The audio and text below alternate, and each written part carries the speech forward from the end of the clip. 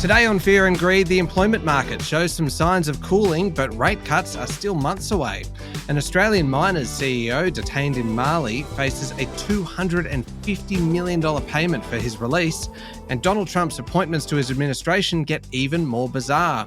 Plus, the latest on the Prime Minister's visit to Peru and all the market news. Welcome to Fear and Greed, daily business news for people who make their own decisions. It is Friday, the 15th of November 2024. I'm Michael Thompson, and good morning, Sean Aylmer. Good morning, Michael. Welcome back. Enjoy your holiday. It was fantastic. Straight back into it now, though, Sean. And Excellent. I'm very much looking forward to today's show because we've got plenty coming up, as I just mentioned. The main story, the employment market, showed signs of slowing last month, just as the Reserve Bank Governor, Michelle Bullock, warned the jobs market remained tight. We've heard that a few times, haven't we? Preventing the central bank from cutting rates. That's right. The Australian Bureau of Statistics figures show that the unemployment rate came in at 4.1% in October. That's the third straight month of 4.1%. 15,900 people found work. An extra 8,300 became unemployed. Now, that 15,900 was actually a little lower than expected, and it ends a run of 6 months of really strong figures. The participation rate's still high at 67.1%. That's the people looking for work or in a job. The numbers came after Michelle Bullock was speaking at an ASIC conference. What she said was that through the Reserve Bank surveys, through its liaison program, what they're hearing is that the labour market is still tight and businesses are finding it hard to get staff.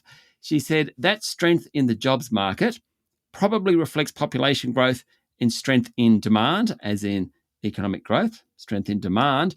And it's why Australia hasn't started a rate cutting cycle, notwithstanding plenty of others have. So you think the United States, the United Kingdom, Canada, New Zealand, Europe, they've all started cutting rates. But Michelle Bullock made it very clear yesterday, fears that the labour market is still too tight is a key, or there's key reasons why she hasn't started cutting rates yet. What's your take on this, though, Sean? Do the October figures, the labour force figures, push the argument that rates should fall early next year? Oh, Michael, you let me give you one of my favourite phrases ever. You know, one swallow does not make a spring. One number does not make a trend. Oh, can't we just make it a trend, please, Sean?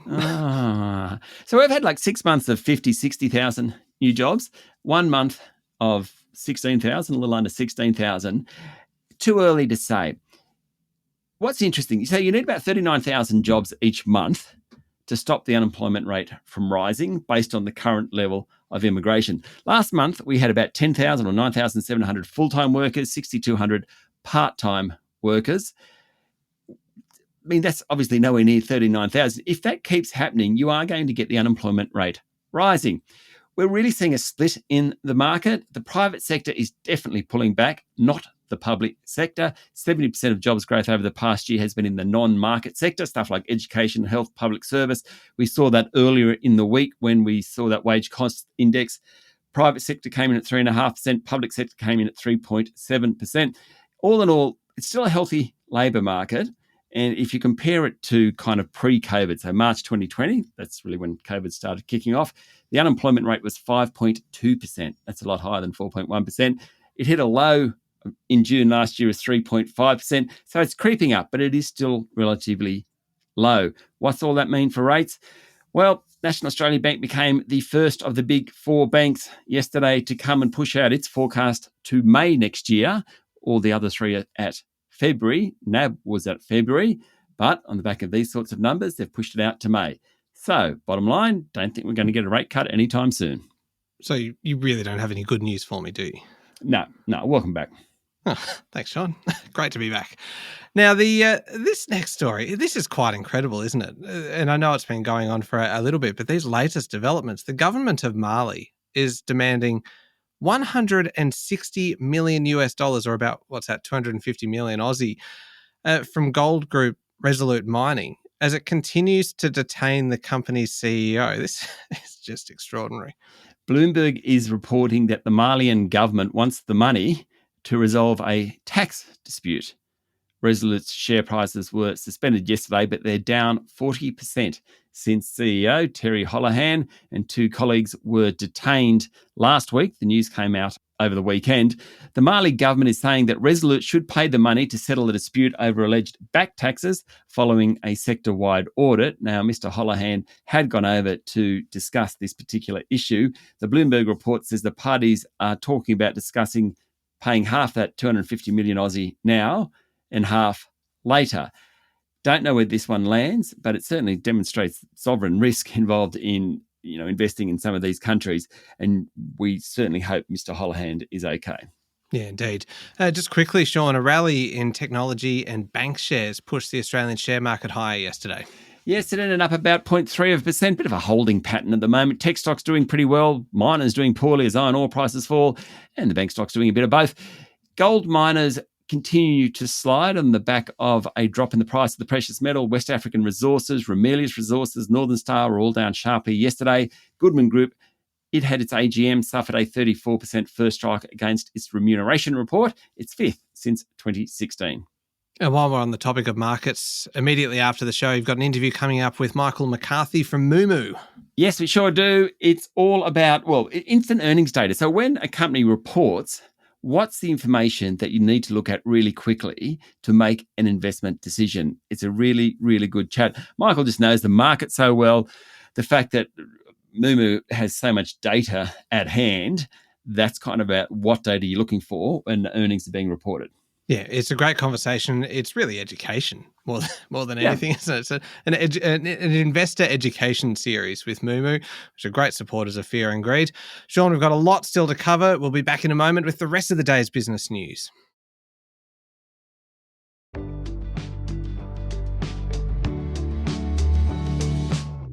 Sean, the CEO of Superfund Cbus has apologised to members after the corporate watchdog launched actions against the $90 billion plus fund over alleged customer service failings involving grieving families and disabled people. So the story's been running for a few days. The allegation is that the fund delayed paying up to $20 million in death and disability payments. If the claim from ASIC in court is found true, then Cbus could face fines of between $33 million and $49 million. The question there is, where does the money come from to pay those fines? Is that coming from members' funds? CEO Christian Falk yesterday told a Senate inquiry he wouldn't speculate on where the money would come from, though he did apologise for the fund's failure to look after customers making death benefit or disability insurance claims. Mr Falk also defended payments Cbus made to the CFMEU. He said those payments provided incredible value. Most of the money went on partnership programs. That's stuff like informing CFMEU members about the right insurance. That's an industry which has got a lot of dangerous jobs. Do you have the right insurance for that job? That type of stuff. Uncovering unpaid super. But Cbus is it's under fire for that, but it's mostly under fire because of this allegation from ASIC about the $20 million. Politicians from both sides of the aisle are lining up to support Kevin Rudd as Australia's ambassador to the United States. Yes, same Kevin Rudd once was a Prime Minister, also called Donald Trump a village idiot, called him a traitor to the West. That's a fella. Yesterday, Health Minister Mark Butler said he's a high-calibre representative who works well with both sides of politics. Now, this has blown up in the last couple of days. One of Donald Trump's advisors, Don Scavino, posted an hourglass with the sand running out next to a statement from Mr. Rudd congratulating the president-elect. Mr. Scavino has also just been nominated as Donald Trump's Deputy Chief of Staff. Doesn't look too good for Kevin Rudd. A bunch of people have come out in support of him, a bunch of coalition luminaries as well. Peter Dutton equivocated a little bit yesterday, but generally he's supported Kevin Rudd in that role. Malcolm Turnbull has, Tony Abbott has. But I just think that Donald Trump has a long memory. It also just feels like this is a sign of the colourful way that things will be done for the next kind of 4 years. The fact that the message is sent essentially with an hourglass picture. Yeah, so true. Okay. Now, Prime Minister Anthony Albanese arrived in Lima yesterday ahead of the APEC and G20 summits, saying as much as 74% of Australia's trade is with APEC countries. Yes, when asked about Donald Trump's policies or potential policies, he said Australia will always support free and fair trade. He said 1 in 4 jobs in Australia are trade dependent. That's his focus. The talks this week will also include climate change and the transition to renewable energy. Australia shifted its vote in the United Nations to recognise the permanent sovereignty of Palestinians over the occupied territories, potentially triggering a flashpoint with the Trump administration in the US. This whole concept of recognising the permanent sovereignty of Palestinians over the occupied territories is something that we've generally abstained from. I mean, it's been asked for the last 12 or 13 years. We've always abstained. Yesterday morning, we switched our vote to a yes. That's significant. It comes as the incoming US administration is likely to increase its support for Israel. So we're going against the tide on that one. Now, Donald Trump's pick for the US ambassador to Israel is a guy called Mike Huckabee. He's a hardline supporter of the Jewish state who has long rejected calls for a Palestinian state. Okay, back home again now. Chemical and explosives maker Orica has posted a jump in full-year profit helped by higher demand for its digital products and its new blasting technology. The world's biggest manufacturer of commercial explosives has a really cool history. It's 150 years old next year. It actually began supplying explosives to the Victorian goldfields, grown ever since. Yesterday, it announced a 77% jump in net profit, though its share price did fall. I saw your face when you said digital. I was thinking of it as a blasting company. What's digital? Well, it's got this thing called Blast IQ Underground, which is a digitized system that Orica reckons provides greater control over mining explosions underground. The other one, though, which is kind of cool, is high-definition cameras like radar scanners, lasers. They all track wall movements for signs of any movement or rockfalls or potential collapses. That's pretty cool. The company's targeting a 50-50 split between its blasting business and non-blasting business, like that tech stuff, and it seems to be on the way to achieving that.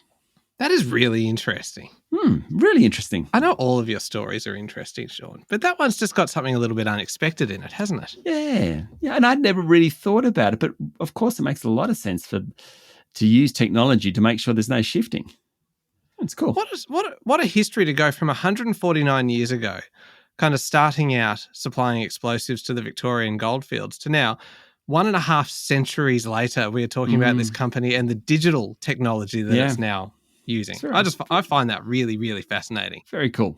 Now, accounting software group Xero has recorded a 76% jump in net profit for the half year to the end of September. Chief Executive Sukhinder Singh Cassidy called it a solid performance, including strong revenue growth. Its share price jumped 6% yesterday. Another to report was GrainCorp. Its net profit for 12 months to the end of September was $62 million. That's down from $250 million a year earlier. The company blamed a variability of Australian crops. No earnings guidance was given. The share price at one point yesterday was down 4% on the back of that. Staying in that same sector, farm chemical supplier Nufarm booked a net loss of $6 million due to lower selling prices, lower profit margins, many parts of the business. Much better than expected, though. Its share price jumped 7%.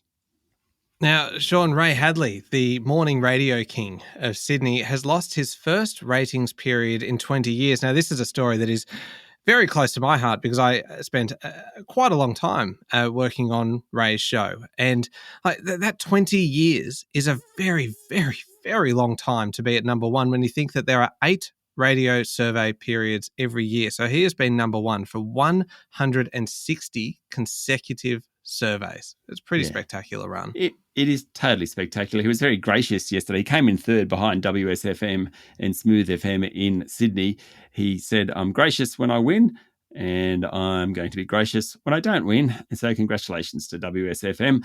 70-year-old last week said he'd step down from his show. It's from 9 a.m. till 12 p.m. Monday to Friday on 2GB in Sydney, as you say, highest rated for 20 years. The other interesting thing out of the ratings news yesterday, the high-profile Sydney pair, Kyle Sandilands and Jackie Henderson, they've moved to Melbourne. Their share fell slightly, 0.1% to 5.1%. In Sydney, they rate about 13%, but they're just struggling to make headway in their first year in Melbourne. Turning to international news now, and the surprising appointments from Donald Trump continue with a somewhat controversial appointment as Attorney General, Sean. Yes, Matt Gaetz is the gentleman's name. Attorney General, what's at the top law enforcement job? Very strong ally of Donald Trump. He was actually investigated for sex trafficking, but not criminally charged. He was also investigated for illegal drug use and accepting improper gifts. He will now be Attorney General if he can get through the nomination process, which is probably a big question mark.